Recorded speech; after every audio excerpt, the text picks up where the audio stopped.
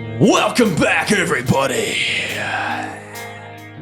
to another edition of the Dirty and Driven Podcast. My name is James DeVinny. I am your host, and this is the show where we bring people to the blue-collar world, teach them how to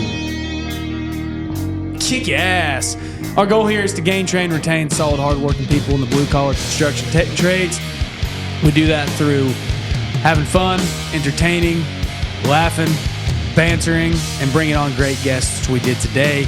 Before we get to that, I have to introduce Mr. American Pride. Don't get past that. Get past that? Yeah, just you wear the same shirt every week, man. I got to do it. They're different shirts, the same brand. Well, you do have a lot of American Pride, don't you? Is that all right? Yeah. It's kind of lost in today's culture. We have KCD. How are you? The talented.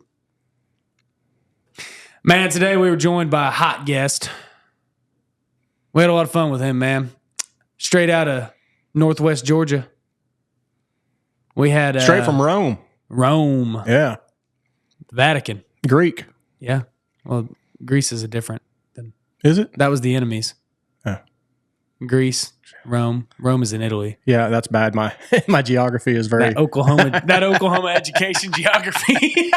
Well, we do have Miami, Oklahoma also. Miami. There you go. Yeah. So Florida. Yeah. Today we were joined by Mr. Bread, Officer Bread, Cornbread. Cornbread if you're nasty. Yeah. He's... Cornbread is the he's now with the 307 Project. Those guys, Chad Wright, all those guys over there in Georgia. He spent several years in the trades and as a cop. We talk about a lot of the stuff that I think that we see in the trades as struggles and stuff like that. We talk about his career and coming up, and then we also talk about things that he fought, like 20 years of alcoholism and how he kicked that. And we talk about his time as a police officer. We talk about how everybody in the South has the coolest nicknames. What else do we cover, Casey? We hit a lot of stuff, man. Yeah, dude. Great podcast. I don't even know. I can't elaborate, man. Just listen to it. I mean, come on. It's kick ass. No, it's an awesome show, man. And it was a lot of fun. So, Cornbread, thanks for coming on, man. Guys, I just want to say, if you're new to the Dirty and Driven Project, if you came here to hear Cornbread, man, we do this a lot. We also have episode types where it's just me and Casey and we're having fun and we hit on a topic. We just talk about the stuff that people in the trades deal with all the time, whether you're a business owner or you're a blue-collar worker. If you like what you hear and you want to support us, you can hit us up on our website, dirtyanddriven.com. Follow us on all the social medias, Dirty and Driven. You can buy our merch off our website, T-shirts, hats. We got all that good stuff. Or you can go to linktr.ee/Dirty and Driven. Or click just the tip in the show notes and take you to a tip jar. You can donate to the cause, $1, $2, $20, whatever you want to give us. Helps us out, helps us grow. You're not going to hear any annoying-ass ads on this conversation, and we do that through listener support. So, anyways, enjoy the show. That's why we show up early, right? That's right. If you ain't early, you're late. Yeah. That's right. We're big believers that if you're 15 minutes early, you're on time. If you're on time, you're late. I'm the same exact way. Yeah. And the disrespect for people that, and I ain't looking at you. I was going to say, you're making some heavy eye contact at me. No, but just in general, man, when you have dates and times and stuff and people hem-haw around and they show up 5 minutes late, 20 minutes late, 30 minutes late, they have no respect. Yeah. Yeah. And there's a pile of people like that too. There is a pile of people like that. Man, a lot of people are like that. I don't get it. I don't get how you can show up late to everything. I get that. All right, you may not want to be 15 minutes early, but even just showing up a couple minutes late, dude, that just, God, dude, nothing ticks me off more than that. Especially if you don't communicate that, like, hey, yeah, I'm running 5 minutes late. Like, whenever you're just sitting there waiting on someone, you're like, dude, where the hell are they at? Yeah. I was at a meeting yesterday, and it was supposed to be at 5. And I texted the guys. I was like, man, I ain't going to get there by 5. I got stuff going on at work. I'll probably be there about 5:15. Start without me. I show up to the guy's house we're meeting at, and him and one other guy are the only ones there, and there's like 6 of us meeting together. And so then I sat there. I was, supposed to be 15 minutes late. But then I ended up sitting there for 30 minutes before everybody else showed up. And I was like, man, this is ridiculous right here. Hated that. Glad I didn't get there 15 minutes early that time. Yeah. Gave everybody else leadway to show up late since you're going to roll in late. Well, we were said supposed to meet at 5, and everybody else showed up at like 6. Yeah. That was pathetic. Oh, man. But we got Cornbread reporting live from Northwest Georgia. Rome. Down in the dirty South. Yes, sir. So is that known as the Dirty South? Well, Did we already lose him this early on? Oh, man, he was just giving me a good Dirty South deal, too. I know. He already froze up. Well, we can stall for a minute while he rejoins, Casey. I want to hear about the Dirty South. Oh, here we go. Oh, he's back now. Yeah. We're already having technical difficulties. We're only 2 minutes in. we'll get through it, brother. We'll get through it. Yeah. West of Atlanta. Yeah. I was actually like 10 miles from Rome last December. I was in. Oh, really? Yeah, I went to a construction site up there. It was Plateau Excavation was doing it. They're building that SK Hyundai plant, and I don't remember what highway that was on, but that's Highway 411. Yeah, I was on that highway. I remember seeing it. I saw the signs for Rome, Georgia, and I was like, huh, I've heard of that place. Yeah. And we didn't quite make it all the way there, but we were only a few miles out of town. Yeah, that's a big old huge project right there, man. They got it going on over there. That was a big project. It was cool, man. I mean, it was just so much dirt being moved and concrete and everything, man. That was a cool project. Yeah, it's awesome over there. Yeah, we had the who was it? Was she the marketing or what was she for Plateau that let us know about that? She was Aria. She's marketing and recruiting for Plateau. Yeah, she told us about that project that's going on there. So that's how we knew about it. Mm-hmm. Yeah, I got a couple buddies that work for Plateau. Oh, really? Yeah, absolutely, yeah. Man, it's a small world how it's connected like that. You know what? It is. Absolutely. Yeah. Everybody wants to be a part of a big project like that, man. Dude, that's one to be a part of. I mean, at one point, I think it was one of the bigger dirt operations going on in the country. I mean, there was, I can't remember how many machines they said they had out there, like 200 or 300 machines on one site, just moving dirt, man. It was crazy. Can you imagine the logistics on that thing? Oh, dude. It's a ballet, ain't it? Well, the guy's actually running it, or Japanese. Is Hyundai Japanese or Korean? I can't remember. Easy. I think they're Japanese. Say Asian. That encompasses all. Okay. Well, anyways, they were a whole bunch of them. Like the big guy running it, I kind of talked to him for a minute, and he was from Asia, whichever country it was, and I just can't even imagine that, because they had a massive mobile concrete plant, all these machines running with the dirt guys, and then they had steel workers. They had freaking food trucks in there. I mean, they had it all. Yeah. And I'm like, God, this guy, he's in charge of a lot of people. Yeah. They're actually building a subdivision back behind that project for the people that's going to come over. I'm pretty sure it's Korea that's going to come over and work there too. They're building a big, humongous subdivision back here behind that. Wow. Yeah. That's crazy. I guess you'd have to. Whenever you build a plant that big, you got to have somewhere close by for people to work it. Yeah. Yeah. Well, hopefully we have some Americans working it and not Koreans, though, Yeah. Oh, absolutely. Yeah. Yeah. That reminds me. Hey, go ahead. You remember that movie Gung Ho? Yeah. Yeah. With Michael Keaton, and they built that big car plant, manufacturing plant, but then the guys went on strike or something, so they brought in, all the Koreans or whoever it was to take all the Americans' jobs. Yeah. My dad used to make me watch that movie all the time. He did? That's a funny movie, man. That's a throwback right there. Yeah, man. I like that. I don't even remember a lot of the references from it, but yeah, that's a good movie. Oh man, but yeah, we were talking about the weather up your way. So you got it. It's pretty hot up there right now, right? Yeah, like I said, the last couple of weeks ain't been that bad because our humidity's dropped. So it's 91, 92, so it actually feels like 91 or 92. But the humidity's coming back next week, and the temps are supposed to rise to actual temps of 97, 98, so it's going to feel like 105, 106. Yeah. Nice. That's kind of how we've been too. It's kind of similar right now. Yeah. It sucks. I like the cool right now we've had, but it's been some of these days they've been hot and humid. It'd be like 106 with that high humidity like you were talking about. Those days are tough. Yeah, that's bad rough right there, son. Bad rough. Mm-hmm. Hey, about 2 o'clock. Hey, Cornbread. I drink as much water as I can. I sweat like no other, but I cramp. And I saw y'all's podcast where Chad and all y'all, or I don't know if it was you, but everybody was ganging out making fun of people who cramp. And I'm telling you, man, I'm a person that cramps. Cramps aren't real, man. They're not real. You're not taking in enough electrolytes. If you're cramping, you're not taking in enough electrolytes.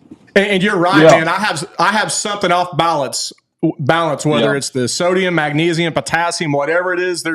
There's something I'm deficient on, man. And those cramps are real with me. I know it's supposedly a mind thing, but man, it gets me. Oh yeah, shoot, yeah. I've been debilitated by cramps. We make a joke about it that they ain't real, but son, when they come on you, that's the real deal. I've worked in the summer and lay in the bed and wake up at 3 or 4 o'clock in the morning with calf cramps. They ain't nothing worse than that. Nothing. Hey, and why is it? And the good point, or good to go off of what you said. Why is it? It seems like the calf is your like early warning signs of the whole body, because dude, when you're at the stage of a little cramp coming on, it's not like it's getting ready to hit every damn muscle. If you try to fight your calf cramp, the next thing you know, your lat's going to cramp, then your forearm, then everything is just all tweaking. So Cornbread, why is it you think it's the calf that always is the first one to show signs? Well, I'm going to be honest with you. I have Brock Lesnar calves. I mean, my calves are as big as Brock Lesnar, so I have monstrous calves. So my body has to send so much nutrition to my calves to begin with. That's why it starts with my calves. My body is always feeding my calves. No, I'm just kidding with you. I'm just kidding with you. It may be because your calves are constantly stabilizing you. Even if you're on a dozer or something like that, or in a track hoe. Look, I'm anti-excavator. I cannot stand to hear somebody say excavator. It's a freaking track hoe, man. It's a freaking track hoe. But if you're sitting in a dozer or a track hoe, you're still rocking on your heels a little bit. You're still coming on the ball of your feet. If you're out there standing, working, shoveling, whatever it may be, your calves are just constantly, even though you don't feel them moving, they're moving a little bit. They're probably getting taxed way more than what any of our other muscles. We just don't realize it. That's my opinion. Now that's opinion. Yeah. I've tried to put that in. This is honestly because I deal with it, not as much because I've learned that I've been deficient on my electrolytes, right? But for like at night, should I lay down? I think that if you go horizontal, this is just my opinion. If you go horizontal, and plus your feet or whatever are the farthest away from your heart or whatever, pumping everything, I'm thinking that might be a reason also why maybe your calf isn't getting all the electrolytes and everything pushed down there compared to up top. For me, it's actually my hip. It's my hip that cramps first. Well, your hip isn't a muscle that cramps, right? Well, it's like in that area. Oh, okay. The muscles around my hips. Sorry. The bone ain't cramping up. If the bone was cramping up. You got bone cramps? That's a new That's level rough cramp. there. Yeah, dude. Bone cramps are rough, son. Oh man, yeah, it's I don't know, man. It's cramping season though. I actually don't cramp too bad in the heat as long as I keep my electrolytes up and stuff. But I will cramp if I'm like sitting at my desk. Yeah. I don't know what it is. That's when my freaking hips cramp. Not whenever I'm doing all this other stuff. Not if I'm being active. Not if even if I'm running equipment or something. I don't cramp then. But if I'm just sitting at my desk, I'll cramp up. Hey, Cornbread. and then we can get off this cramp deal because we touched on it. But Cornbread, I'm 48 years old. How old are you? I'll be 48 in November.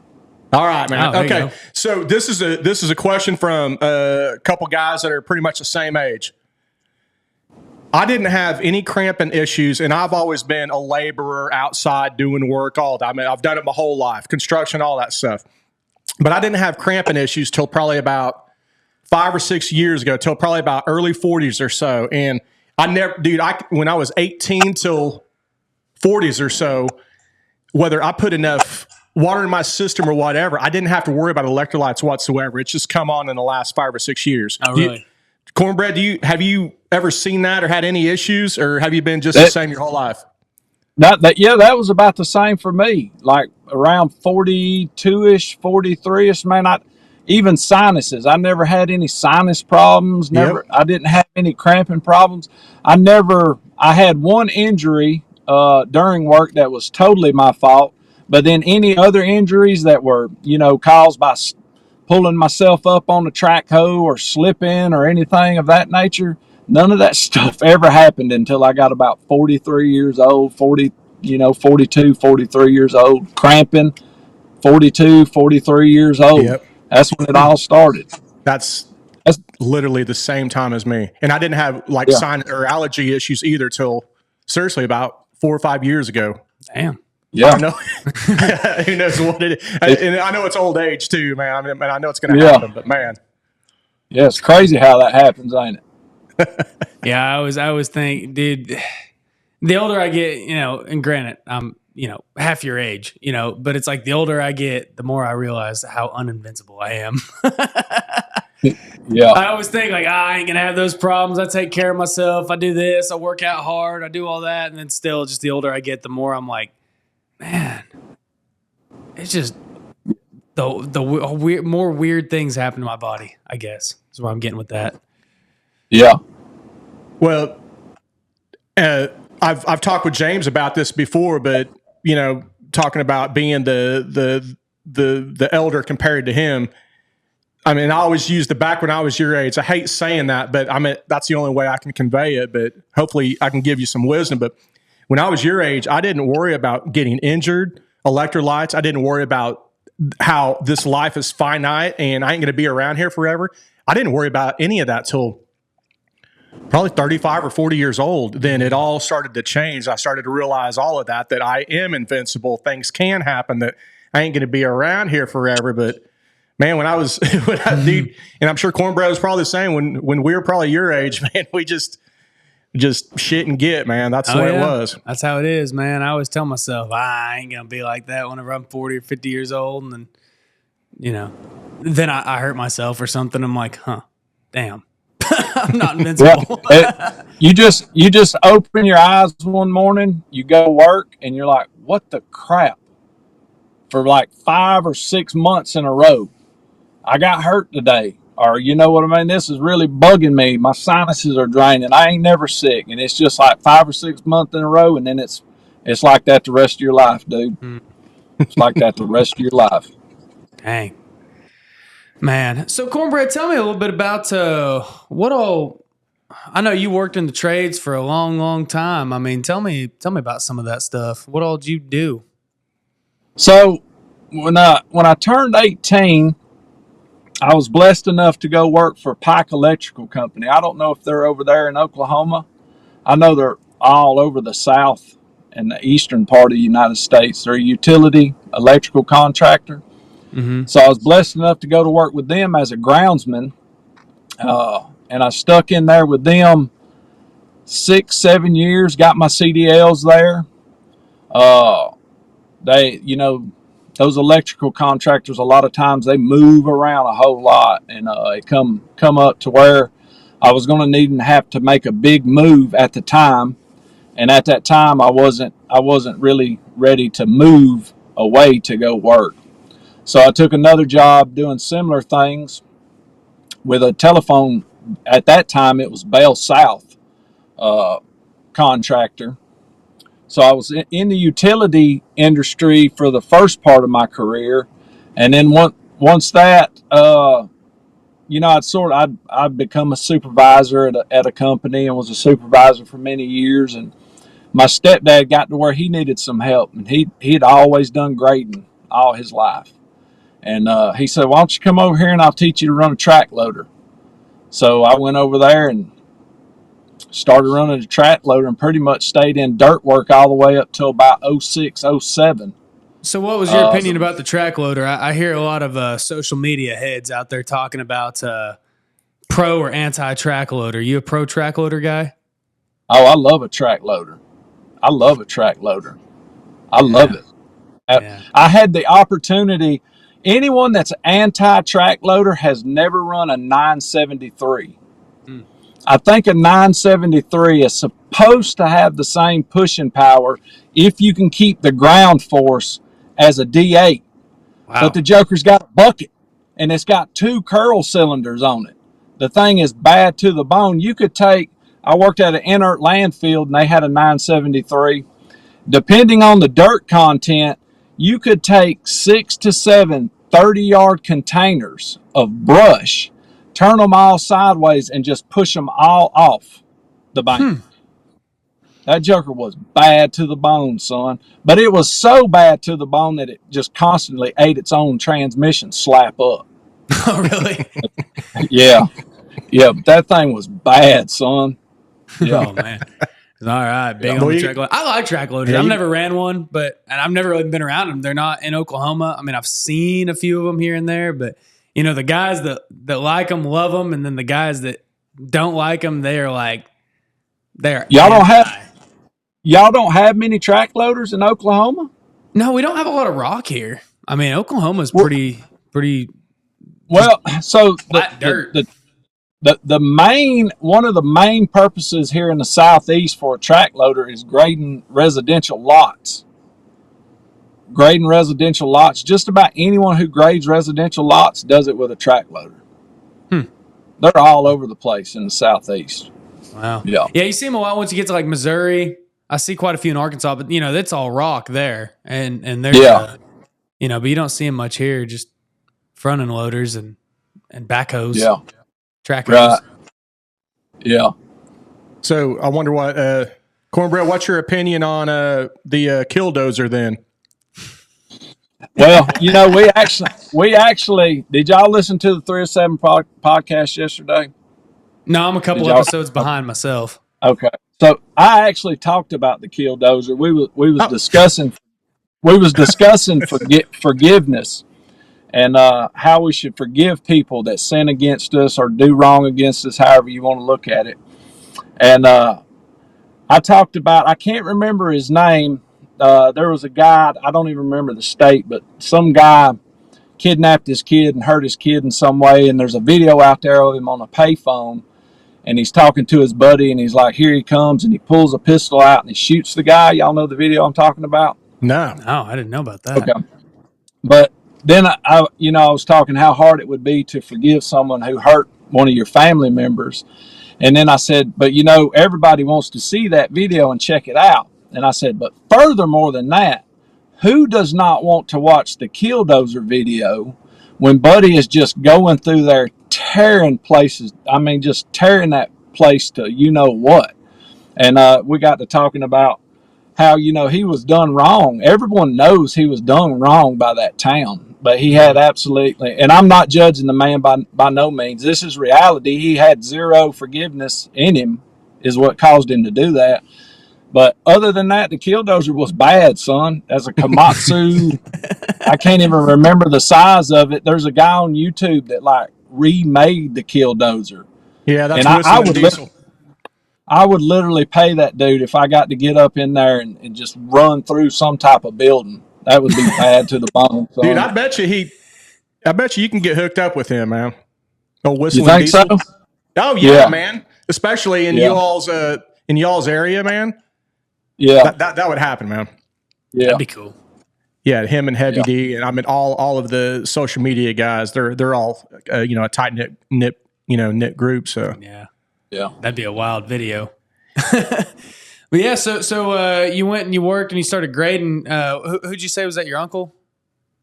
That was my stepdad. Stepdad. My stepdad. Yeah. Yeah. So you got in the grading with that, and then you just kind of went on from there, huh?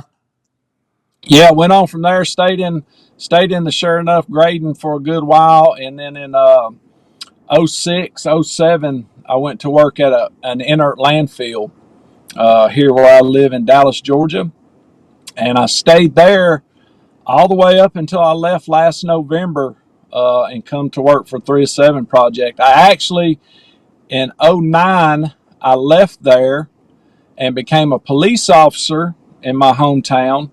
And I actually worked there still on my off days for the 5+ years I was a police officer. So I stayed employed there at that inert landfill. Now, we did all kinds of stuff there. It wasn't just working at the landfill. We did residential, like commercial demolition. The owner, we've developed many subdivisions. I mean, you name it, pretty much we did it. Clearing, that he owns a roll-off company, so you name it, pretty much did it. Wow. Yeah. So you really did. So you worked in that. I mean, so you've just been working in the trades basically your whole life for the most part, your whole working life, anyways. Yeah, absolutely, absolutely. Yeah. So what made you get into that to begin with? Well, at 18 years old, I didn't really know what I wanted to do. And my mom worked at a restaurant, and the show up for that Pike Electrical utility contractor was at a gas station beside that restaurant. And I would go into the restaurant, in the mornings with my mom, eat breakfast, whatever it may be. And the general foreman was there, and some of the guys would come in and eat with him, and he'd say, "Hey, you turn 18, I'll put you to work. You turn 18, I'll put you to work." And that rocked on until I turned 18, and by God, he hard me at 18. Started out as a groundsman, and before my 19th birthday, he had already sent me to get my CDLs, my Class A CDLs. I was the truck driver of the crew. Wow. At 19 years old. Wow. And so he not only did he hire me, he put some stuff into me. Like he showed me, hey, we're going to help you out. We're going to help you learn something. And that was big to me. That was the deciding factor to stay as long as I did. Starting out as a groundman in some of those utility companies, and I don't like to do the same thing back in my day. Starting out as a groundman, I mean, you are truly a grunt. It's, hey, do this, hey, do that, hey, do this, hey, do that, just for the entire crew the whole time. Yeah. Yeah.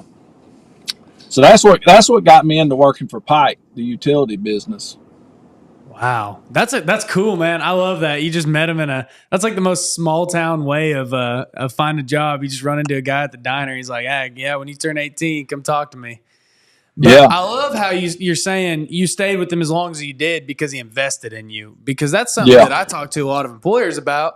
And you tell them, hey, you should consider, helping a guy get a CDL, or you should consider, investing this sort of training or money or, whatever you want to call it, just time into a person, time and money into a person to help them become a better version of what you need and a better fit for you, and then helping them advance and learn. Dude, a lot of people say, well, I don't want to do that because, I'm just going to train them up and they're going to leave.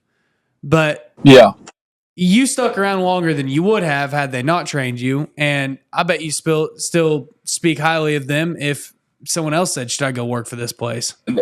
As a matter of fact, my oldest son, Buck, he went to work for the same company, and they work under the same contract that I was working under. The last place we showed up is his show up now, just right at the foot of Kennesaw Mountain here in Georgia. And he's been with them 2 years. And you know what?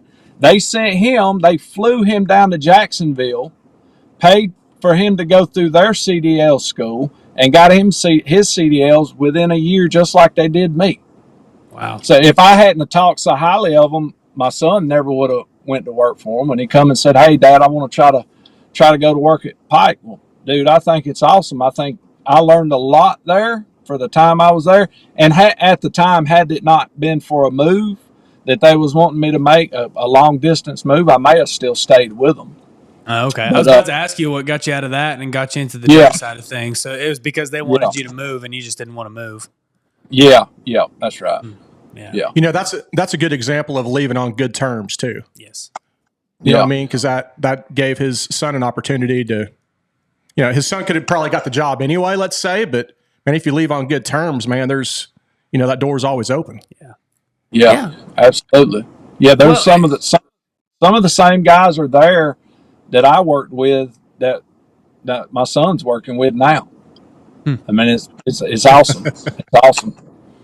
yeah.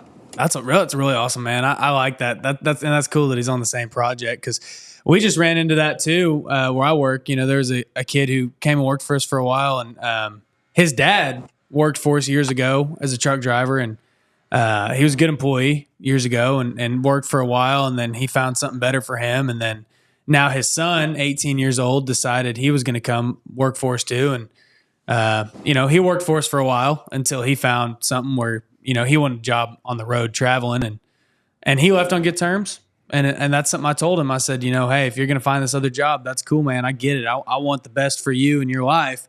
You know, leave on good terms. So that way, if you decide you want to get off the road and stop traveling in 5-10 years, then, you know, you still got your options open. Yeah.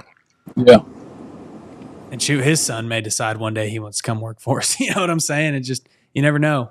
Yeah. And think if you're a business and if you want like the legacy of a business to keep going and going and going and growing, you know, there's going to be a time 20 years later after, you know, you get employed there that, you know, your offspring might get a job there. It might be a family deal, you know? Yeah. Yeah, for sure. So what was that like going from kind of the electrical utility side to just the dirt side? Was that a big learning curve for you? it was. It was. The advantage that I had was that I did have my Class A CDLs. So when there was something that where somebody needed to be experienced or whatnot, maybe I wasn't the right fit to be running something, you know, the track hoe or whatever it may be on you know, a job that needed to be completed really quick, then, you know, I could still learn to run the equipment, but I could hop in a dump truck, haul rock, haul dirt. I could hop on the low boy, move the tractor, whatever needed to be. So I had that advantage to fall back on and still stay operating. So it wasn't nothing like, well, hey, you know, you're really not quick enough to put this on grade and we got to have this done by tomorrow, so I can't use you right now. It was, hey, man, go get in the dump truck and, you know, haul Peter 5 loads of 34s or something like that. So I had that advantage that you know, let me keep confidence that I was going to keep my job regardless of whatever and give me time to learn to run the equipment. Yeah. That's so good too. Like what I love about that is like I get a lot of young guys now. You know, I'm sure whenever you went through it, you didn't have to go through CDL school. You could probably just go take your test. You know, Yeah. now you got to take that 5-week program, and so by the time you get people out of it, one, you know, it's obviously CDLs are harder to come by, but by the time you get a guy out of it and he gets a CDL, I mean, he's earned that CDL. He's gone through the 5-week program. You tell him, hey, man, you want to, you know, work on the crew and start learning how to run equipment and all that. And they go, nah, I just want to drive.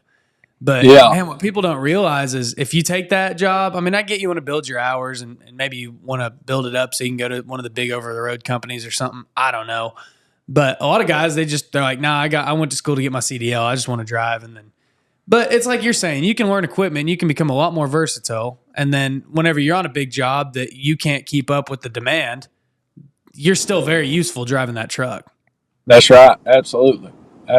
And I never really cared to drive anyway. I didn't like being in this Atlanta traffic that you have to go through and whatnot. So that helped me not wanting to just sit in the truck as well. Yeah, but some people like it. I can't stand it.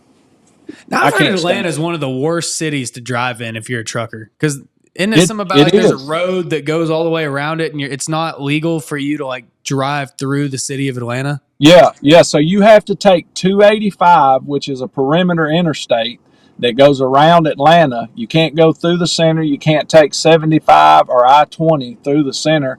You have to go around 285. And 285 ain't no joke, man. Them people are on that joker. It is bumper to bumper, 85 miles an hour, son. 85 miles an hour. Oh, yeah. Is that the speed limit? Rough. No, that's not the speed limit. Yeah, Oh. but that's what they run. Oh, man. Dude, that's nuts. Atlanta is one of the craziest towns I've driven through. It definitely gets your heart rate up. Yeah, it's rough, man. I don't care nothing about driving a low boy. A tandem dump truck ain't that bad, but pulling the low boy or the log truck or even pulling a horizontal grinder or a tub grinder through that mess, forget that. Oh, man, I bet. Yeah. You know, Cornbread, your story on instead of being a one-trick pony and being kind of the jack of all trades on the job site, that's one good example or good reason for diversity, right? Mm-hmm. Instead of the DEI diversity, this D for diversity is good, diversifying yourself to where you can do a bunch of different tasks. That made him more valuable on the site. Yeah. You know, instead of saying, dude, I ain't doing that. That's not part of my job, you know? Yeah. Yeah. Now, how does he get the ethnicity and inclusion, Casey? Yeah. No, it's equity, not ethnicity. It's equity. Oh, okay. Yeah. But there's a time for diversity, and that's a good time for diversity right there. Yeah. That's the kind of diversity we need more of. Yeah.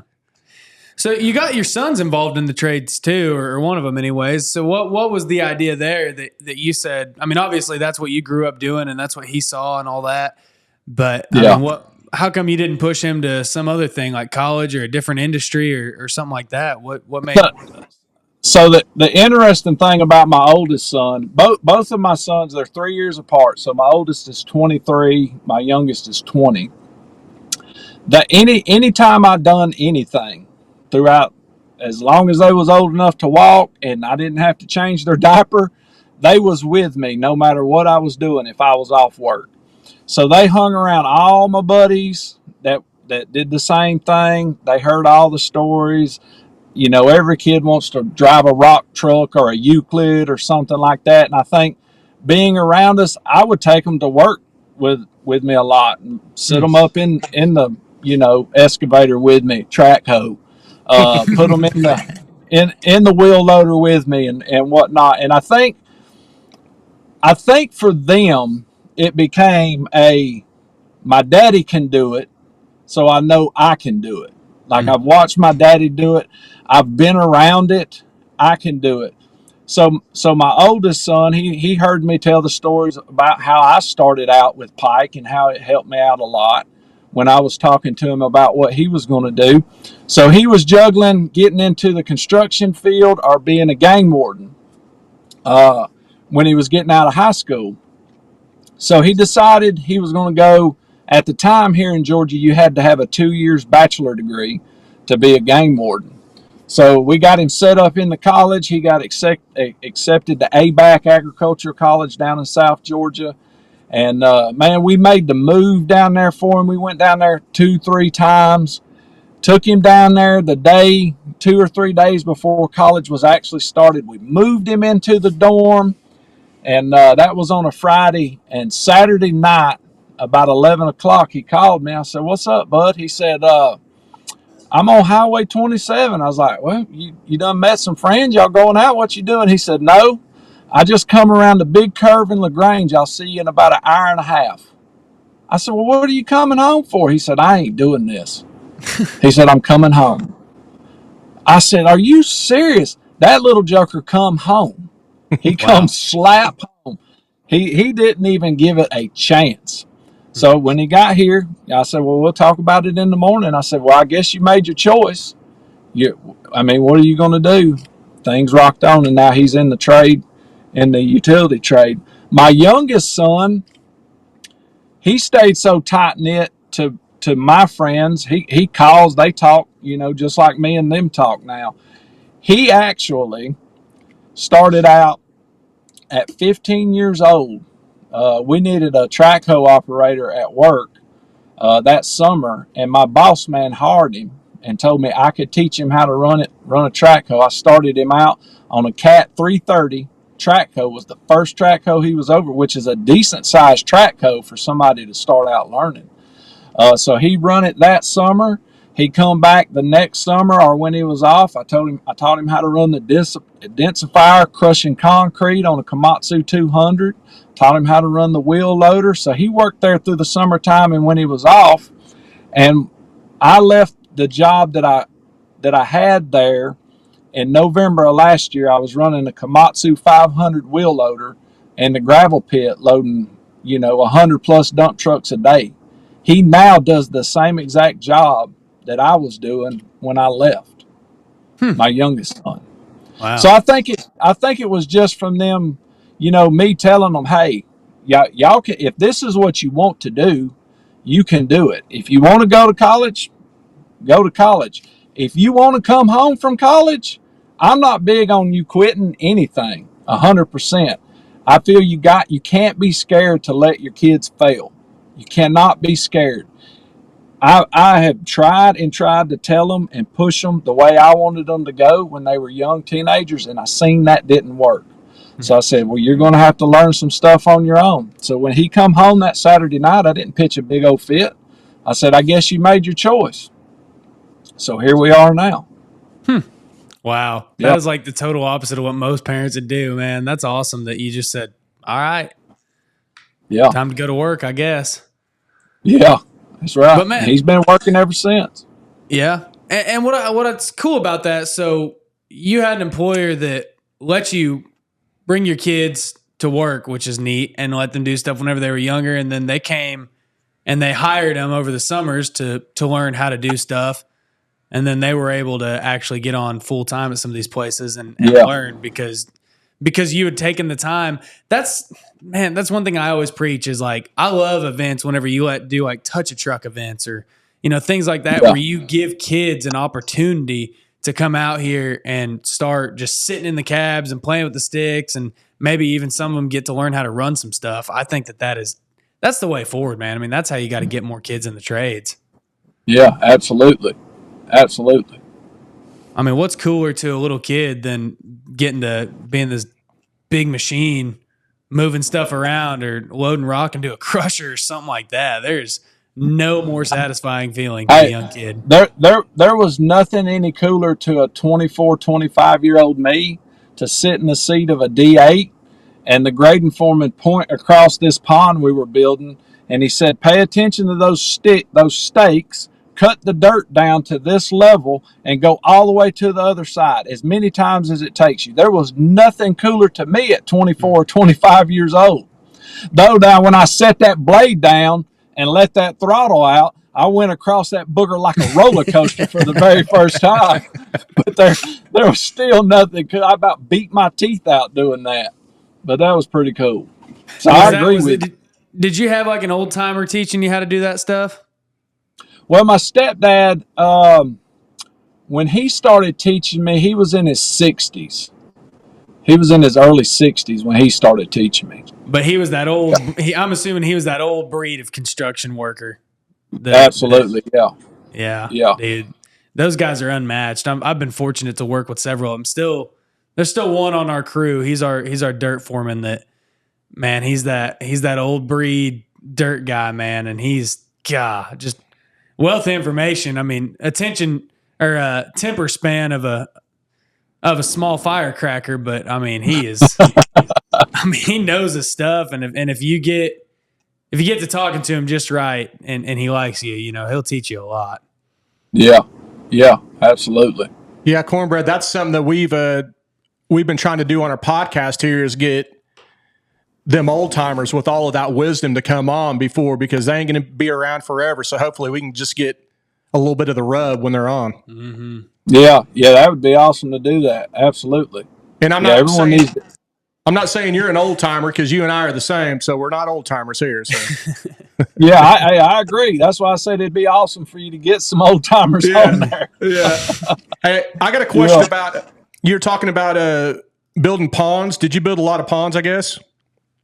I didn't build a lot of actual ponds that were holding water for recreation. Right.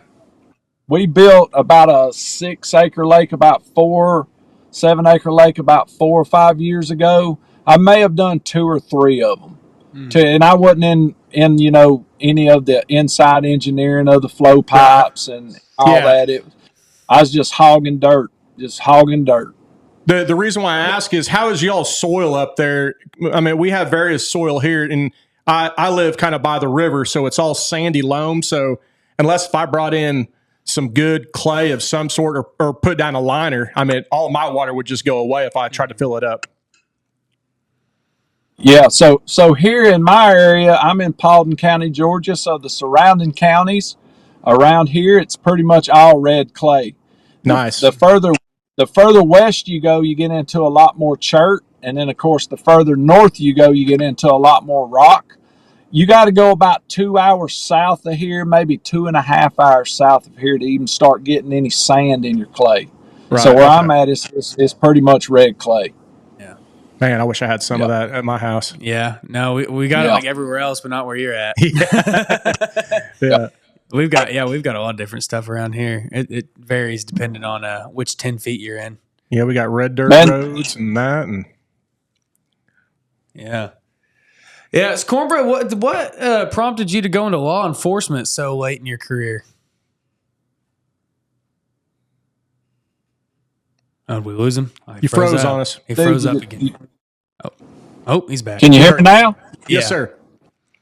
I said there's something about when you're working the ditch, getting that red clay all over your pants, all over your shirt, and you get off that evening, you go sit in your truck, and you're about to crank your truck up, and you just feel like a man, dude. Mm-hmm. I love working the ditch in red clay. I love it. But that is the worst stuff to be on if you're on the red dirt road and it starts to sprinkle. That's the worst crap to be on. Oh yeah, absolutely. Yeah, you're right. That's slick. Slick as owl crap. I'm the guy that always gets so dirty. Like if I'm on a job site, it does not matter, man. I'm the first one that'll volunteer to do something. I don't care if I'm out there dressed like I am now doing project management stuff. I mean, if helps need to be done, I mean, I'm the first one to jump in there. I don't care if I ruin my clothes or whatever. But man, whenever I was actually working in the ditch, dude, I'd come home every day just filthy. Everybody else would be like, "How'd you get so dirty?" And I'm like, "I don't even know, man, but it feels good." Yeah.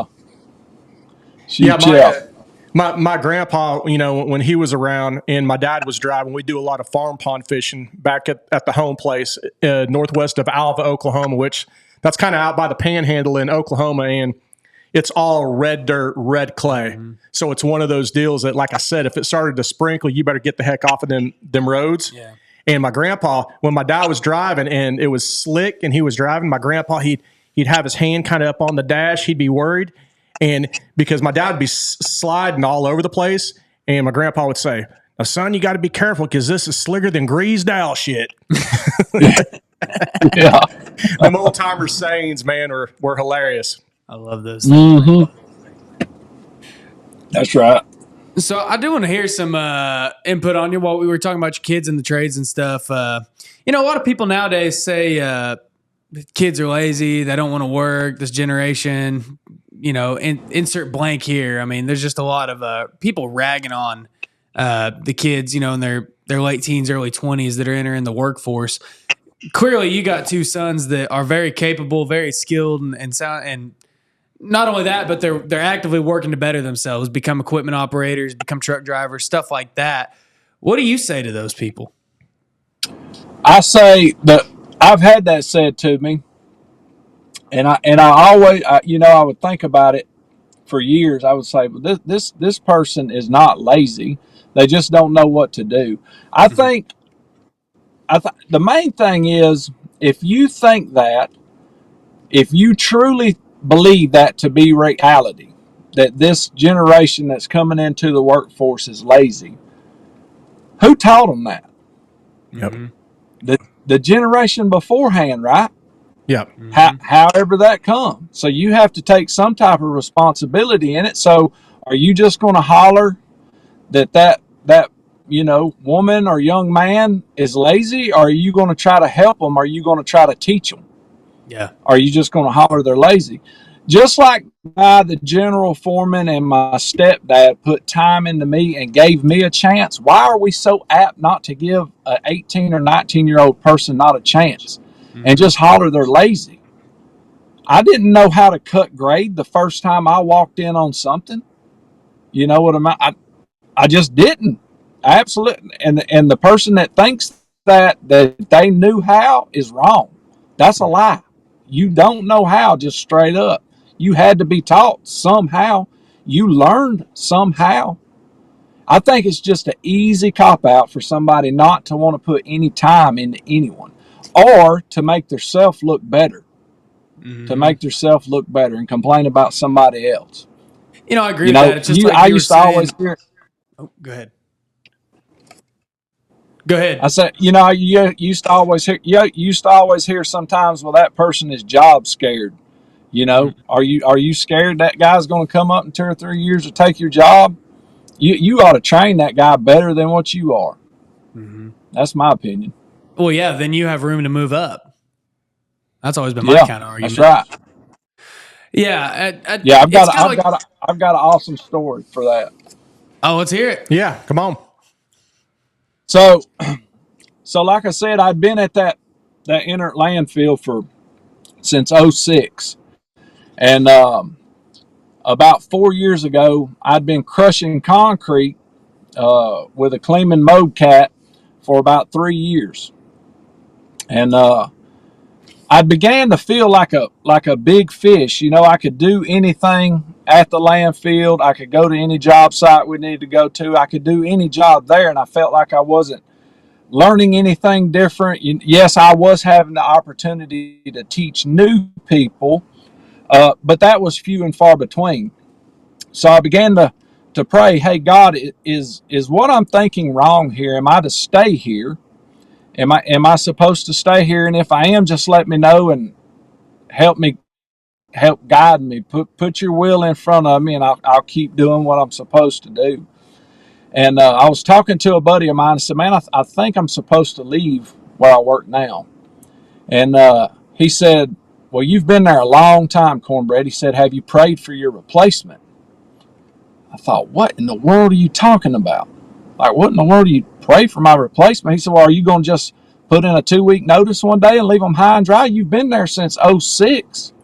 I mean, you're really valuable to them. Everyone looks up to you. Everyone comes to you for knowledge. So I thought about that, and I began to pray for my replacement. And there was a guy that come in who had been a chef the majority of his adult life. He had been a professional chef working in restaurants. And my supervisor, Cage, brought him to me. He said, hey, this guy's name's Eric. I want you to teach him to run the jackhammer on the Komatsu 88. He's going to bust concrete for you. That's all he's going to do, so you can keep concrete crushed so we can keep selling recycled gravel. And it wasn't audible. When I met him and shook his hand, I knew that guy was going to be my replacement. I knew it. I went to the owner the next morning. I said, I'm going to start training Eric to run the concrete crusher. The things that come with the concrete crusher, you have a wheel loader, 2 excavators, the crusher itself, the screamer, multiple other things. So you have $2+ million worth of equipment. Well, he looked at me like I had a swastika painted on my face. He was like, that guy's he was a chef. He's just now learning how to do this on day 2, and you're going to teach him to run the crusher? I said, yeah, I'm going to teach him. I said, he's my replacement. Well, of course, that didn't much go over too well. But so I taught him for an entire year how to run that crusher as I'm patiently waiting for what's going to happen. I'm patiently waiting for the Lord to show me my next step. I had that dude, he could run it just as fast as me. He could change the hydraulic motors on it. He helped me maintenance it, work on it, do anything. He could do it. Well, we had we found out there was some rock on the backside of the landfill. So we started a rock quarry. They moved me over there, and I said, well, okay. All right, Lord, he did indeed replace me. The dude went from being a chef, and in 1 year, he's running a multi-million-dollar concrete recycling operation plant. He's running the whole thing. I said, okay, well, I'm going to the rock quarry.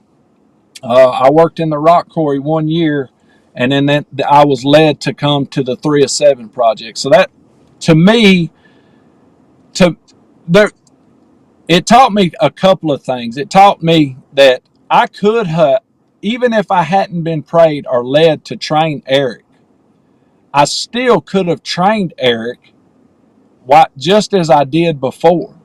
So it showed me that there is opportunity out there for other people, though, even if you're not being led away from the current.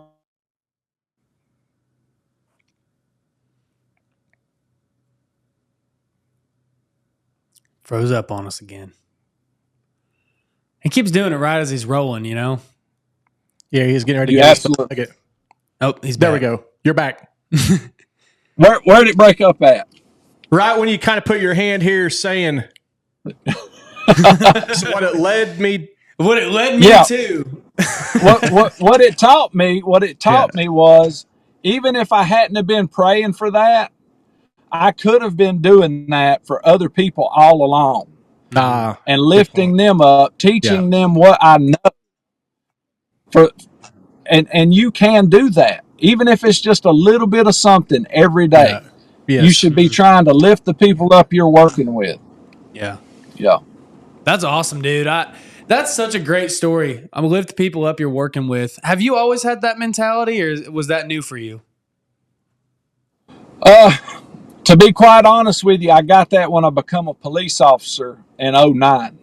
Really? 09, because you're relying on your partners regular, and they sent me to field training school to train new police officers that come in. Mm-hmm. And that's really when that started for me. Okay. You know. Yeah. Okay. Yeah, that's cool, man. What led you to become a police officer there?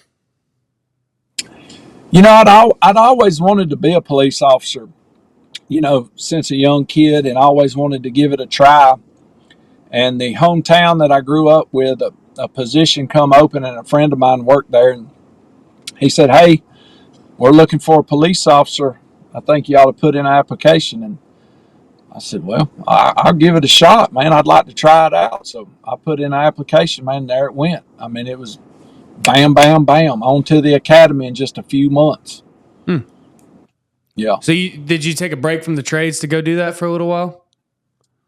So no, on my off days now, of course, while I was in the academy, I didn't have time to do it. But when I got off, so our schedule, one week you would work 2 days, the next week you would work 5 days. And that break in the middle of that 5-day week would be a Wednesday and a Thursday. So even on my off days, I went back and worked at the inert landfill that was inside the city limits that I was policing at. Okay. Yeah. So I stayed working there the entire time. I was just part-time at that time. Oh, interesting. Okay. And then once you finished, decided you didn't want to be a police officer anymore, you just went back to them full-time, I guess? Big Daddy Trump come in there and exploded the economy, son, and the money was just too good. I couldn't compete with the money. I couldn't compete with the money that I was getting at the as a police officer, as what was going on in the trades then. Yeah. Yeah. Big Daddy Trump. I like it. Yeah. Oh, before I forget, Cornbread, this is going to go out probably next Tuesday or Tuesday? I don't know when this is going to go out yet. Okay. Well, the reason why I'm saying at the time of the recording, Cornbread, I'm going to make sure that we get done in time. That way you can pick up on the last night of the DNC and you can hear. Yeah, man. Yeah. All right. I started to send that email when y'all sent it out and been like, dude, how can you expect me to miss Big Mama Kamala? You know what I mean? Yeah. Big Mama Kamala. I haven't heard that one yet. So you're telling me the economy ain't exploding with her in there, huh? I doubt it. She's going to fix everything once she gets in. She's been in there 3.5 years, but now she's all of a sudden going to fix everything. Yeah. That's wild. Absolutely. Create the problem, then offer the solution. That's why Casey was like, "Man, we gotta get this thing going, son. I can't miss that." Yeah. Oh man, you got down the pay-per-view, Casey? Oh yeah, that's right. The DVR. Yeah, we're recording it. Trust me. Hey, Cornbread, I want to circle back, Saki, to I remember circle back to your replacement. the guy that you trained before you rolled up or left, never underestimate a chef with the capability, I agree. with the capabilities of a chef. You know why? You ever see that movie Under Siege? No. Is that Steven Seagal? You damn right it's Steven Seagal. Remember? Yeah, okay. I know. He was actually a Navy SEAL, and he had to get in just a little bit more of his time to get full retirement. So he went on that ship as a lowly chef. So never underestimate chefs when you see them, dude. That's right. That dude, that dude, Eric, man, he's awesome. What's that TV show that comes on? They're like FBI agents, and there's a girl that always sits behind the computer, and there's a black guy playing a part, and he calls her baby girl all the time. He'll call her up and be like, hey, I need you to find out what happens on this, this, and this. And she'll type it in, and he'll be like, thank you, baby girl.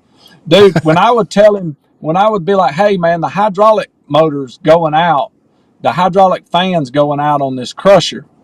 Man, that dude would get on the phone, and like in 5 minutes, he would have how to diagnose everything. He would have the schematics for the electrical. I mean, and I'd be like, all right, baby girl, good deal. We can start troubleshooting this book. You know what I mean? Man, I'll tell you what, one of my best friends is a chef. He's right now in culinary school to be a chef, but he's one of the hardest working dudes I know. And he's one of those guys, he could probably do anything. And that's just kind of the way he's decided he's going to go in. And I honestly, the restaurant industry and the blue collar industry, I shouldn't say they're both blue collar, but the restaurant industry and the construction trades, very similar. You know, you can kind of get an entry level job with no skill where you don't really know what to do.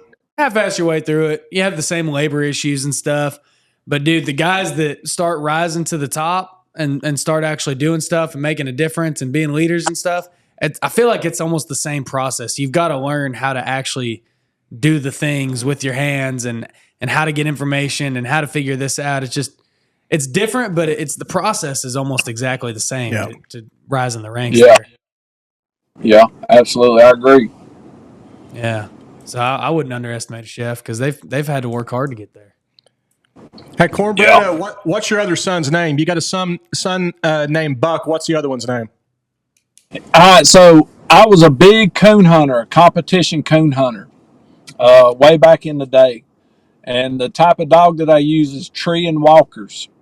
So his name is Tree and Walker Scott. And his nickname's Cooney. Cooney, huh? How do you spell his first name? Treen. Okay, Treen. Okay. That's cool. That's a hard name, Buck, man. Dude, I mean, Buck's a great name, too. Dude, man. Those are two hard names, man. Yeah. They'll do all right. Hey, we're going to have to ask probably the obvious question. Your real name isn't Cornbread, right? No. My real name's Bryan Scott. Oh, okay. Okay, so how did Cornbread come about? You know, I think it was just that I brought cornbread on a regular basis for lunch. Nice. and that's how it come up. But you know, the interesting thing is even when I was a police officer here in the town I grew up in, is even the judges would call me Officer Corn, or maybe even Officer Bread. I've been sitting in court before, and the defense attorney would say I object to the assistant district attorney saying, Officer Corn, did this such and such happen? And the defense attorney would say, I object, Your Honor. Who is Officer Corn? Yeah. You know, I've always wondered that with meatloaf. My mom and I used to always talk about that. I'm glad you brought this up, Casey, because I had to ask because my mom would always go, man, if you ever met Meatloaf in person, you know the singer, do you call him Meat? Is he Mr. Loaf? Yeah. I mean, so you just kind of answered that. Some people call you Corn, some people call you Mr. Bread. That's right. You chill.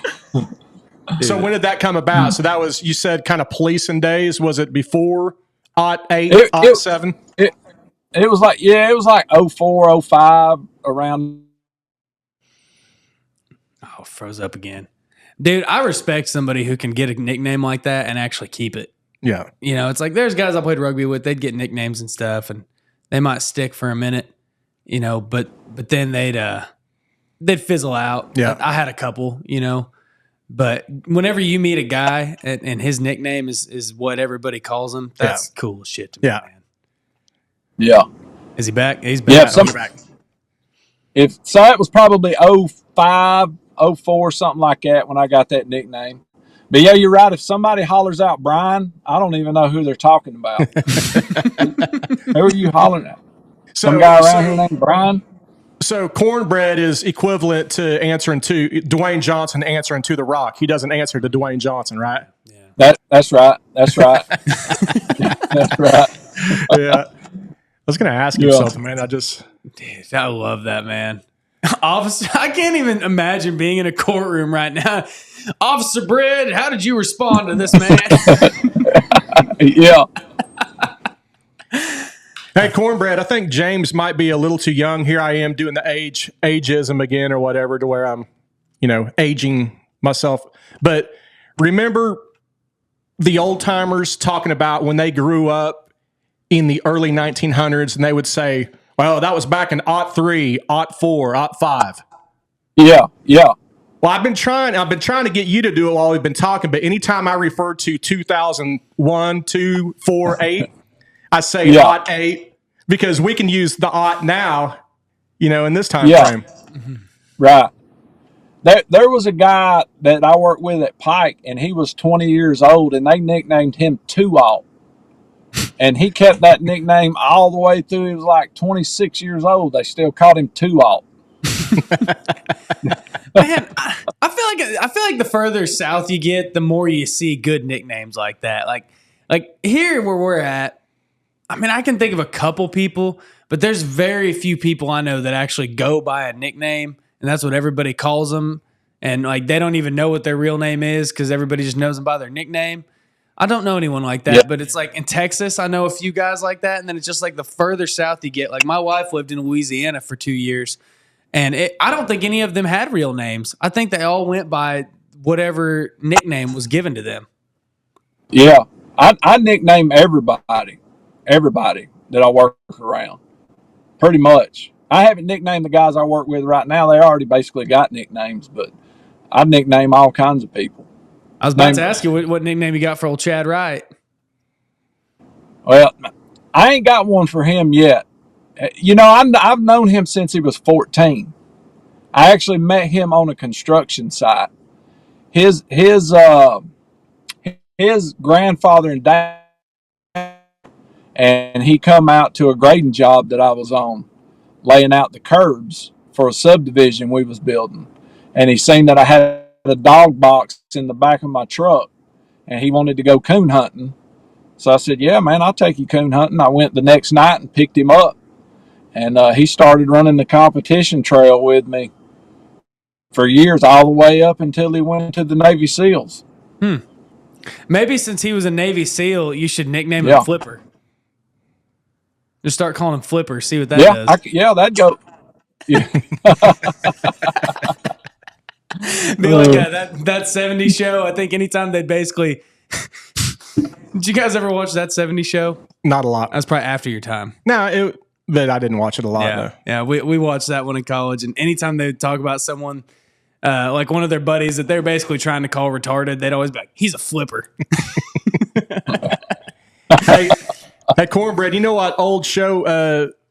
Actually, I brought up today. This guy came in. We have a bunch of projects going on out at the pipeline, and this guy came in, kind of just staying out of all the action. I said, "Hey, man, what are you up to?" He goes, "I'm just waiting to be the fall guy because everybody wants to try to blame him." And I go, "Dude, you remember the fall?" I go, do you remember the fall guy? And he's like, "No." I go, "Oh, dude, the fall guy back in the." That was Lee Majors, wasn't it? Yeah, man. His name was Colt Seaver on the show. That's right. Yeah, but I still remember when during like the first part of the show when it's coming on, old Heather Thomas would come through the saloon doors, and I had that poster, man. It was a good show, man. That's funny. Yeah, it was a good show. Yeah. So I want to get a little serious here for a second, man. I know that you've talked. I've heard you talk about it quite a bit, kind of dealing with alcoholism and stuff. Did that start whenever you were in the trades or beforehand, or?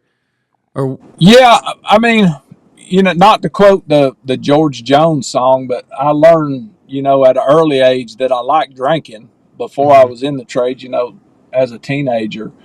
I wouldn't say early on in my utility work, maybe it was fueled a little bit. We'd knock off and go to the oyster bar or something like that and sit around and have 8, 9, 10 pitchers of beer, before we headed home. Um, what the catalyst for it though was truly when I began to work in my hometown, and I knew a lot of those guys already. And we got into selling cows. We got into cow business, and we had a barn that we would all, doggone froze up again. We're gonna keep doing this little filler stuff. That's fine. Yeah, we're still here. Yeah, we're here. And he was talking about the barn that they would go. Oh, there he is. Right. Yeah. You had your barn. Yeah. Yeah, so we would all work the cows and meet at the barn and drink till 11, 12 o'clock at night, and have to get my wife to come pick me up most of the time. So that was pretty much a Monday through Friday gig there, 100%. But now when I went policing, I worked third or second shift. We only run 2 shifts. They were 12-hour shifts. So I worked 6 p.m. to 6 a.m. On my off nights, like I said, on my off days, I would go and work at the landfill the majority of the time. But on my off nights, I would be by myself all night long with nothing to do. I didn't coon hunt anymore. So that gave me the opportunity to really fuel my drinking. So that I would say the policing more so than the trades were. Though I did hang out with the buddies a lot and drank while I was in, at the landfill and even working utility work. Yeah, absolutely. Did you ever travel for work? Very little. So I did some storm work when I worked at Pike, and then we did some jobs like in Athens and stuff like that, but nothing regular. It would be like once every maybe 3 years. Oh, okay. And it would only be 2, 3, 4 days max. Well, that's good, man. I know that I didn't do that for very long, but of course I was 20 years old whenever I was doing it, so it was like, right. That's what you do, man. Yeah. You get off work and you go drink, and that's all you had to do. Yeah. Huh. So how long were you fighting that kind of thing? So up until, as a matter of fact, I didn't even realize it really, and I can tell you why. So August the 8th that just has passed will be 5 years that I haven't had anything to drink. So pretty much from the time I was, roughly 22 years old up to the time I was 43 years old. Wow. Yeah, I was dealing with that. So August the 8th would be 5 years. It had gotten to the point to where, like I said, I was drinking till 12, 1 o'clock in the morning. And there'd be a lot of mornings I'd get up and go to work, and I know I was DUI going to work. Headed to work at, 5:30, 6 o'clock in the morning. I didn't drink your regular Bud Light, Miller Lite. No, I wanted that malt liquor, that 8% alcohol. Oh, I was drinking. Yeah, that's what I was drinking. That old triple X camo. Yeah, them Natty Daddies and them King Cobras and Slits malt liquors and all them short. And they don't taste good at all. They do not taste good at all. You get past 1 or 2, you can't taste them. Yeah, that's right. So that's what I was drinking. But yeah, man, it's been 5 years. I didn't even know. The date come and gone, and I didn't even really realize it. But awesome. I have an interesting story, if you'd like to hear it real quick, of why I don't even count the time. Yeah.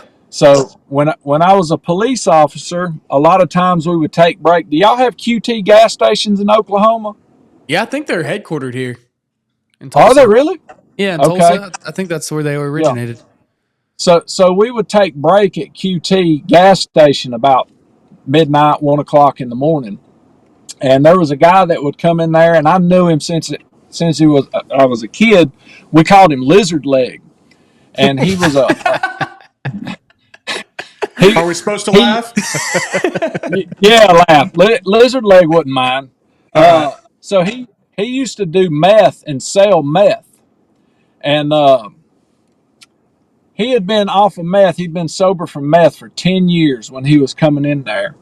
And he had done meth like all of his life, And I asked him one night, I said, Lizard Leg, you've done meth all your life and you've been sober off of it for 10 years. Like, how in the world did you do it? When did it get better?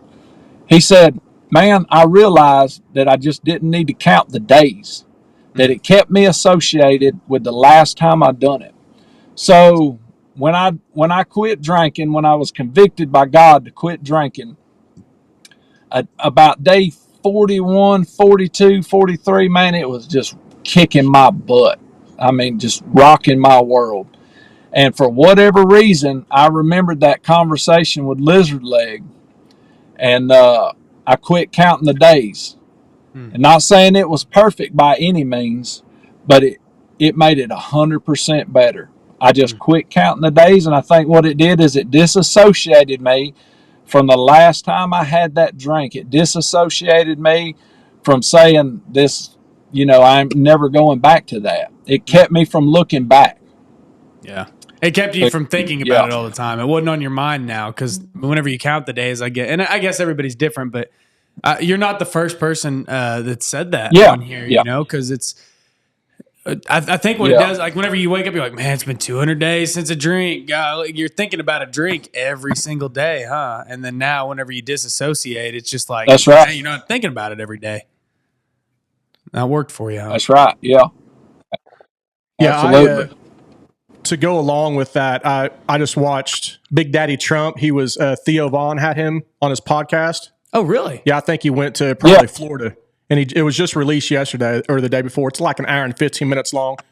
But Theo has had trouble not trouble in past, his struggles with, drugs and alcohol. Right. And he kind of brought that up, what is Trump going to do, for the fentanyl issue and all that stuff. Well, he was talking to Trump about drinking and if Trump had ever done it. And Trump says he's never had one drop of alcohol.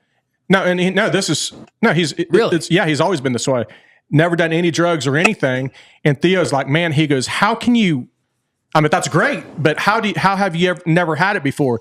He goes, the reason why I think I can get away with not trying it or ever doing it is, for one, I've never tried it, but I'll never miss it either, because I never know what that state of mind or whatever that high was, whatever you got from it. So I don't miss it. I don't need it. I've never tried it. And he actually gets in deep about his brother, Trump's brother. Can't remember his name, but his brother was a big alcoholic, and his brother gave him advice. He said, Donald, dude, whatever you do never pick up alcohol, never pick it up. And he stuck to that his whole life. Wow. That's wild, man. Yeah, that's awesome. Wow. I didn't know that. I'll have to listen to that. That's crazy. I didn't know. It's good.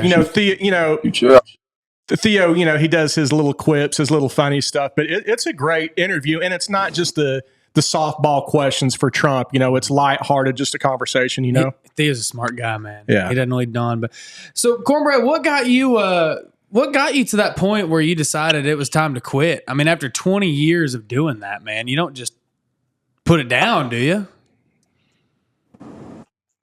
Yeah, well, so like I said, it had gotten to a solid 2 years of drinking every night from, when I got off work, whatever time that may be, 6:30, 7 p.m., all the way to 1, 2 o'clock in the morning, knowing I was DUI, headed in to work a lot of mornings. I just got tired of being hung over till about 11 or 12 o'clock for a straight year.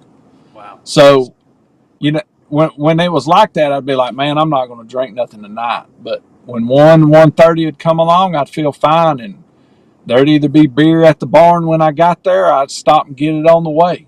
And the whole thing would start over all that evening. And it just wore on me. I was at my hunting club one evening, and I was riding the roads. I began to realize that. Remember how I told y'all my boys were always with me no matter what I did?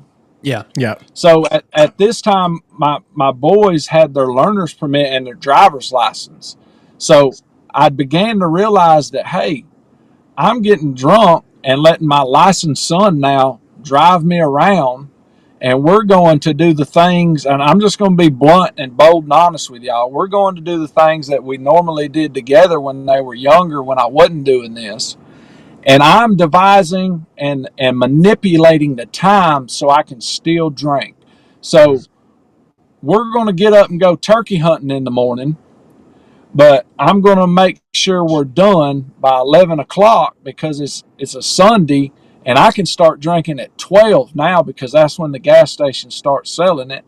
And I can run and go get me 3 or 4 beers, and you can drive us to our next turkey hunting spot in the evening, and I'm not going to get a DUI.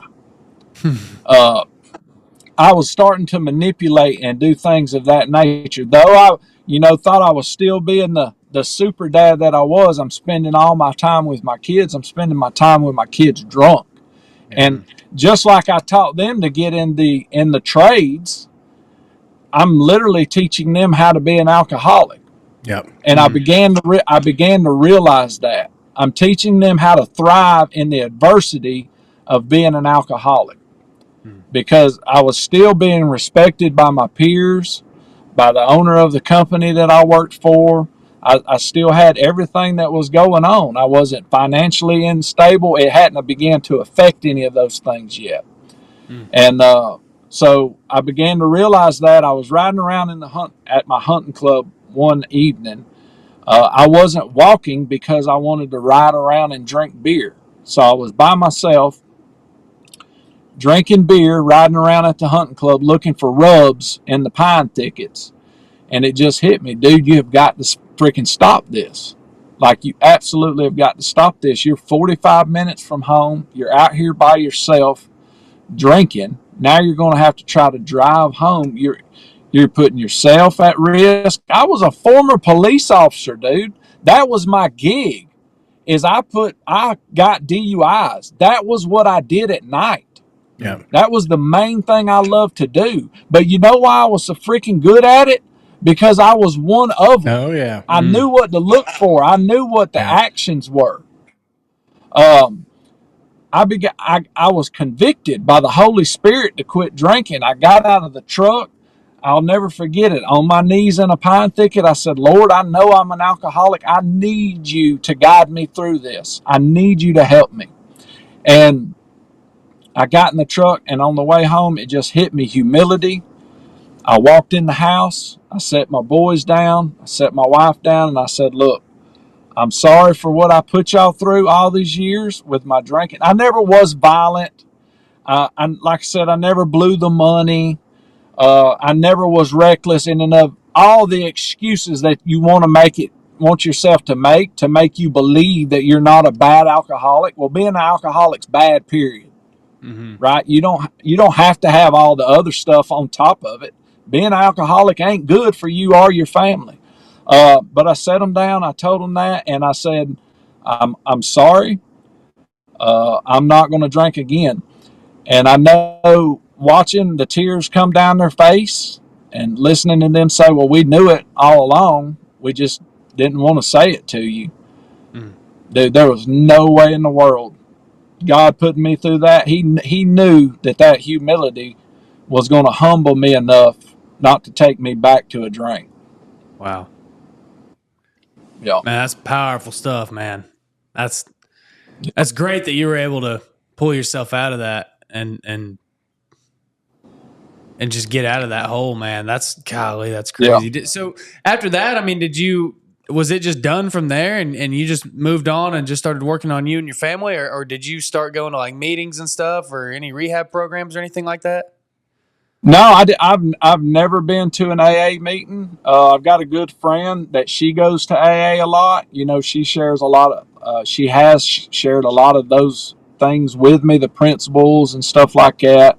And we've talked about it a great deal. I think what helped me the most is, it wasn't long after that Chad invited me on the 307 podcast after I had been sober for a good while, and I was able to get that story out.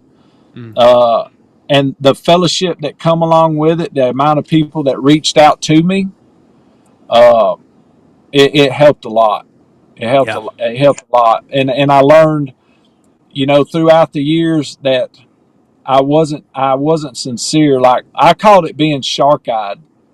You ever watched a shark swim? They got these big gray eyes, and you don't know what in the world they're looking at. You ain't got a clue what they're doing. They're just swimming around with their big old gray eyes. Well, I was shark-eyed. I was just walking around, and I wasn't really paying attention to anything.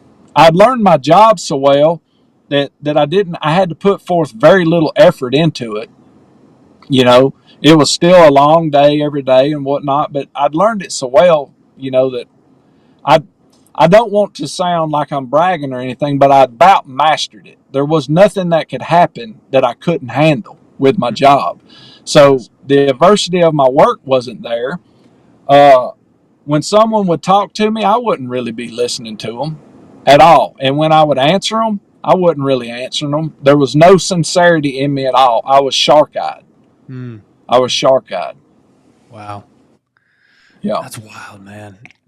Yeah, the way that you were able to dig yourself out of that is obviously incredible. I mean, that's because so many guys in our industry struggle with that same thing, and that's why I like to bring it up, is because I hope that somebody listens to this and it helps them, whether they, like I myself, I've never really struggled with it too much. I mean, there was a short stint, but I was young and just kind of had to mature a little bit where I was doing stuff like that. But man, there's so many guys I know that I see in my industry that I work with that, family, or they've got family, or whatever it may be, that struggle with that kind of stuff. It almost touches everyone. So it's powerful that you're able to talk about that and speak about that. And I mean, just see that there could be light, at the end one day, hopefully, for those people that have a family member or something.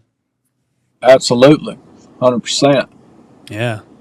So when did you start kind of getting your health and fitness in check too? I mean, because that's another big issue in the trades, is just a lot of guys are, they're just out of shape and don't take care of themselves, and they start running into health issues. And I can't tell you how many guys I know. I said I was fortunate to work with a lot of old timers and stuff. I can't tell you how many of those guys I know retired at 65 and then died within like 3 years because their health was in such poor shape. So when I went to the police academy in 2009, at that time I weighed 333 pounds. So I went to the police academy, started the police academy in December of 2009. When I got out in April of 2010, I was down to 250. So I had lost 83 pounds in that amount of time. And I stayed down around 250 for all the way up to probably about 2017, when I really started back, sitting on a piece of equipment regularly the whole time. And then I got back up to about almost 300 pounds right before I come to work for 307 at last November. So, which I know y'all listen to 307, but for those who don't, the 307 project is the 7 being the number of completion in the Bible, the 3 being the body, soul, and spirit. So, we want to train our body and be as physically fit as we can to be able to serve the ones around us better, to be able to live as long as we can to serve the ones around us as well. So when I started working with Chad and Blake and them every day, if you work at 307 Project, you're going to sweat every day. You're going to do something to better your body, to better your soul, and to better your spirit every day. So that I started it hardcore back in November. And when Chad and his brother Blake called and asked me to come to work for them, that was the number one thing that was hiccuping me.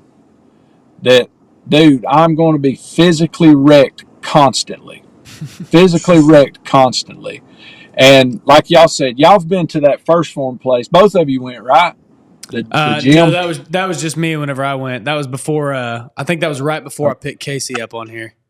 Okay. So, man, everyone that works at First Form is like, they are jacked to the bone, son. Like they are the real deal.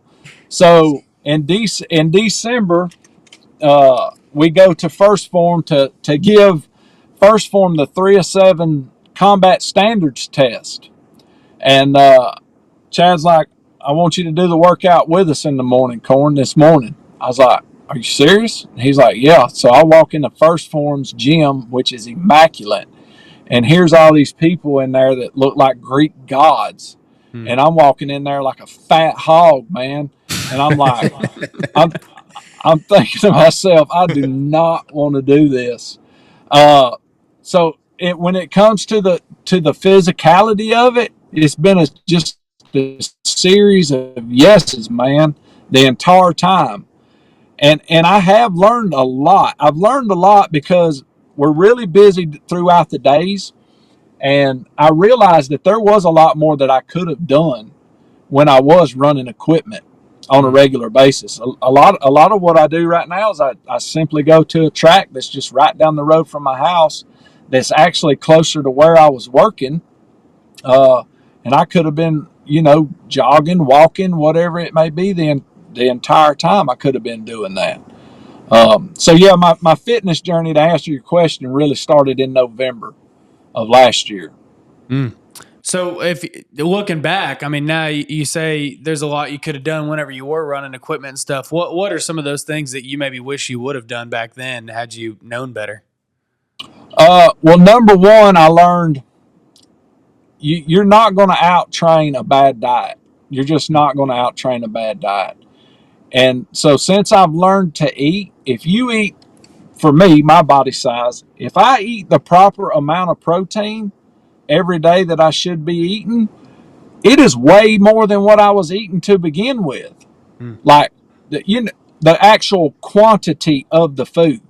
So before I realized the quantity, I wasn't eating that much. It was just really bad food.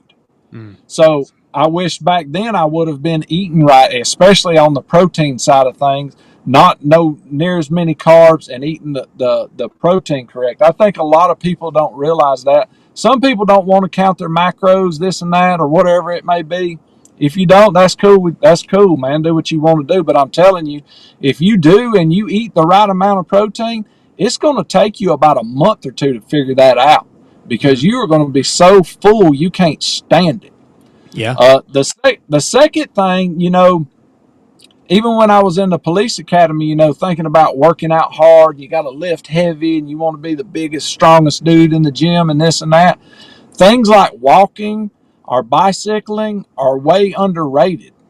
Walking is one of the best things you can do. If you are, no joke, a fat, and you get out there and walk every day for 45 minutes, dude, you're going to be surprised how much it starts helping you in even 2 weeks.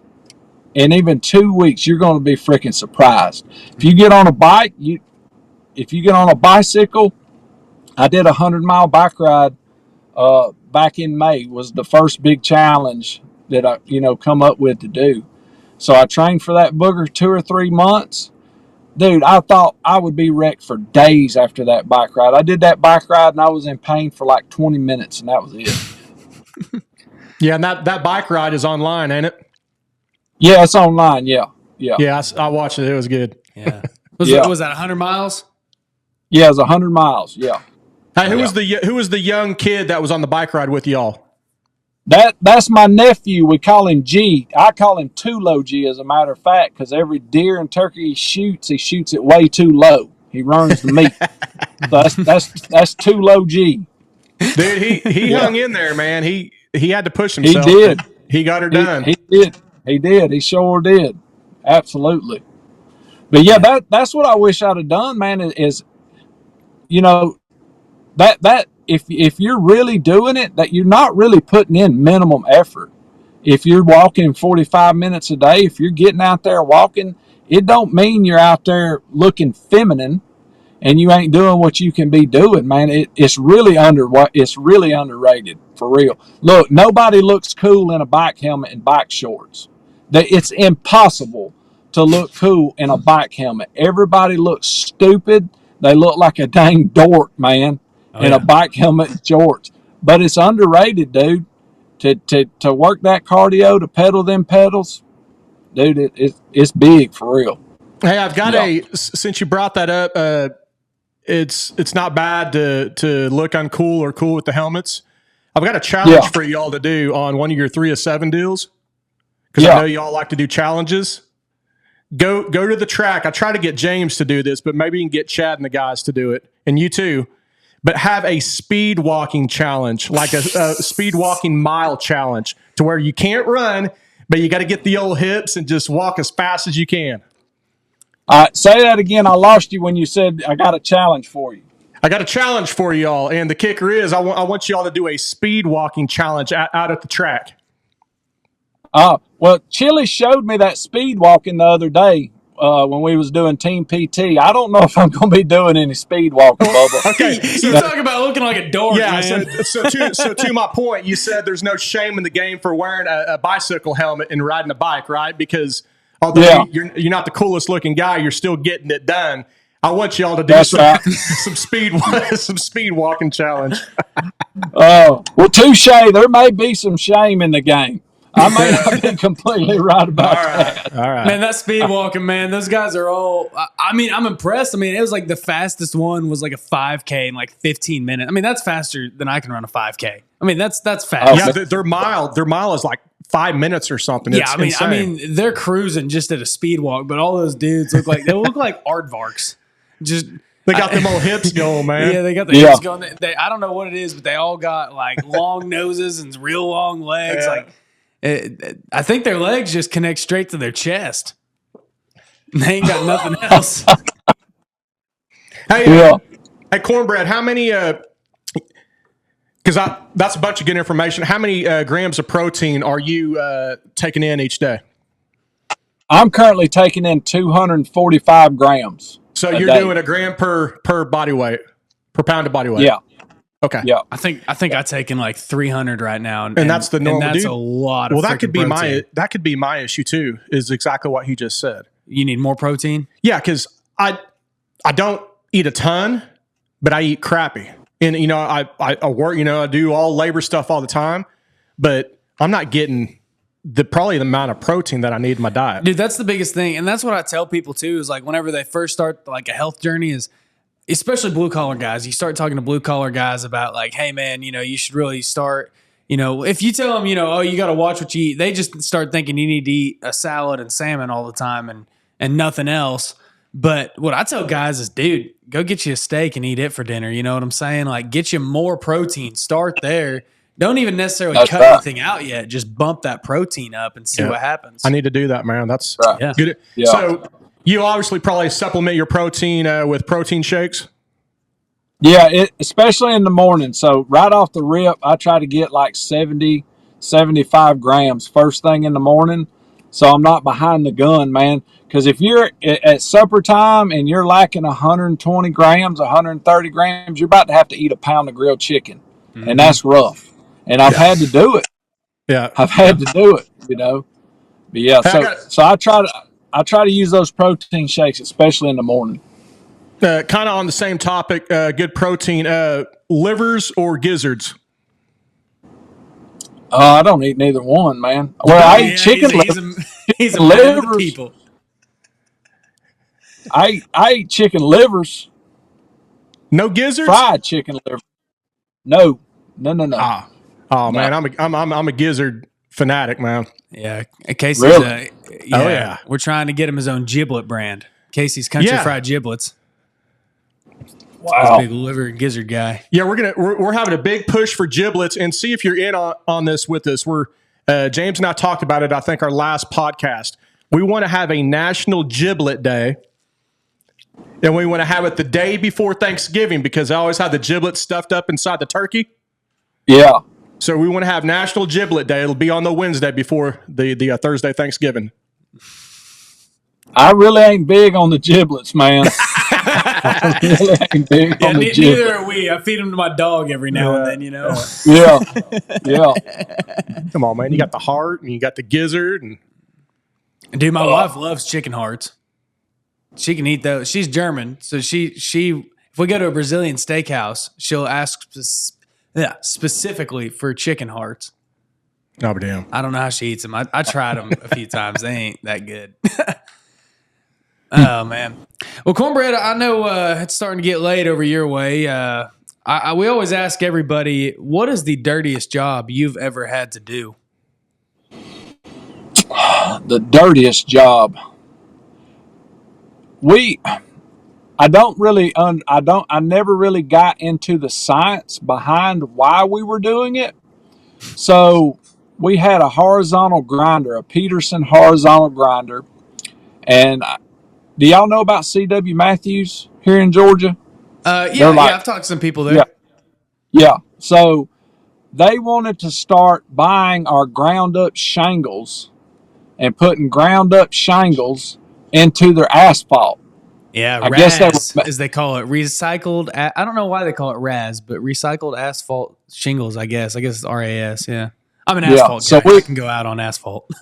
Right. So we had a horizontal Peterson grinder with a mill inside of it, hammer mill, and we would have the roofing contractors come and dump their shingles there, and I would grind them boogers up and screen them out, and then load them out on dump trailers, and they was hauling them. C.W. Matthews was buying them by the ton.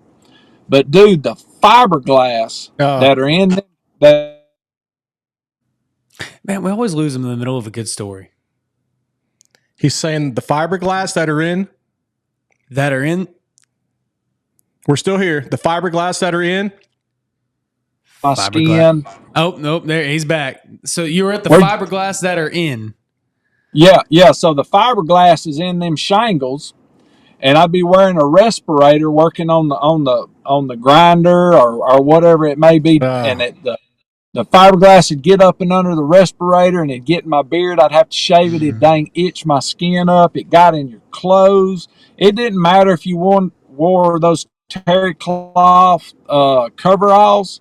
It would find a way in the cracks, man. It'd end up in your vehicle, and it was just itchy, and it would get in the roof of your mouth, and you couldn't get rid of it. It would get up in the bottom of your vehicle, like you're parking out there to work. It would get on the exhaust and burn onto your exhaust, and you was just smelling that. I hated that job. I absolutely hated that job, and I did that for probably 2 years at that inert landfill. And it was rough, dude. You would have to blow the air filter out on any machine you're running like every 4 hours because there is just fiberglass everywhere. Wow. It would run the windshield of the track hoe or a wheel loader. There'd be so much fiberglass just constantly, rubbing up against it. It would run the windshield. Whoa. Yeah. Yeah, so a lot of people don't. I can see here 20 years. Think of that as being nasty, but man, it was rough. Man, yeah. I bet that, especially when it gets hot. I mean, obviously that's got asphalt oil in it and stuff too, so that stuff sticks to everything. I mean, and you get that in your clothes and in your car, it never comes out. I can't tell you how much asphalt's inside and on my truck that, I mean, I ain't ever getting it off. It'll come with the truck when I sell it, but man, yeah, those shingles I bet are nasty with that fiberglass. And it was that landfill you worked at, that's basically just for building material, right? Yeah, it was a C&D. We had a C&D transfer station, and then it was inert materials. We ground brush and crushed concrete too. Wow, man, that's cool. So how long are they still doing that shingle stuff, or was that a temporary deal? That was temporary. They haven't done that in probably 6 or 7 years. So how long did they just buy it for those 2 years or so?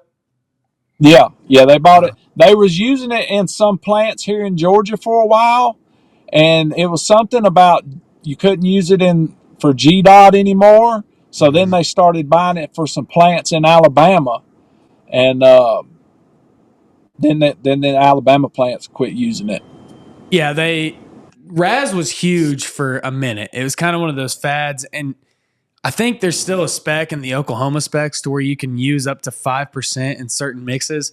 But the problem is like you could use a very small amount as a filler deal, but a lot of guys got heavy into it, and then they'd start going, oh, well, 5% is great. Let's start doing 10, 15%. But what they're finding is like, I don't know if it was just those materials, those ground up shingles were so brittle, it would actually cause the asphalt to start cracking. So a lot of places started saying no more.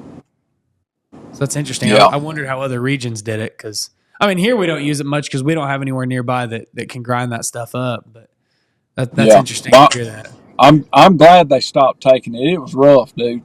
It was rough as a cop. I've never heard that side of it, man. That's crazy. That's a unique one. That's one of the first ones on here that they haven't talked about just getting covered in shit, and I'm really happy to hear about that. I'd rather hear about that. Yeah, I used to do a ton of roofing, man, and tearing off roofs and stuff, especially when you get the old layers underneath that are just brittle and break off in pieces, and it gets airborne, and you're picking the stuff up off the ground, and you're sweating, and it just gets embedded in your skin, man. Yeah, it's rough. 100% rough. Yeah. Hey, before we go, I wanted to give you a shout out on having that flag in the background of your camera there. Yeah. Which one is it? The American flag. The Trump flag. The Trump flag, the United States of America flag. There you go. I got you. Hey, man, I got a question for you. Since when you can either buy Trump flags and put them in your yard or fly them, or just fly the American flag and you know who you're voting for? That's right. So. Yeah. Since when did it become bad to be patriotic? Flying a flag and oh, there's a Trump supporter. Dude, it should be for all of us, man. Mm-hmm. I hear you. That become bad probably about 8 or 10 years ago. Yes, sir. It's just going to get worse, man. We live in a fallen world, Bubba. The only hope is Jesus. It's just going to get worse. Amen.